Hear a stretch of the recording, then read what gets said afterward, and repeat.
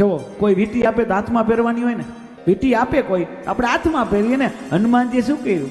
વીંટીને હાથમાં ન પહેરી, મુખમાં પધરાવી, મુખમાં પધરાવી. પ્રભુ મુદ્રિકા મેલી મુખ માઈ જલદી લાઈ ગઈ અચરચના, મુખમાં પધરાવી. હવે મુદ્રિકા વીંટી હાથમાં, હનુમાનજી મુખમાં. કારણ કોઈ પૂછ્યું શું કામ?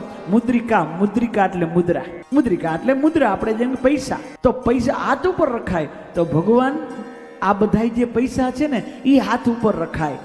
પણ હનુમાનજી માટે સંપત્તિ કઈ છે? ભગવાનનું નામ. અને ભગવાનનું નામ હંમેશા મુખમાં જ હોય.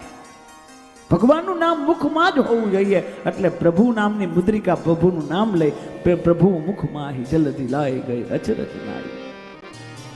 તો ચૂડામણી ઈશ પાર પાછો આવ્યો ત્યારે માએ ચૂડામણી આપ્યા, સીતાજી આપ્યા ને ચૂડામણી, એટલે આ બાજુ આવી ગયો. તો પછી રામજી કે આ લંકા કોને સળગાવી? તો કે સીતા વિરહ લંકા જલી. હું તો શું જણાવું, એ સીતાજી તમારામાં વિરહ છે અને વિરહની વેદનામાં આખી લંકા બળે છે. અને ઓર સબ પ્રતાપ તુમાર હે રામજી, બાકી બધું તમે કર્યું, મેં કશું જ કર્યું નથી.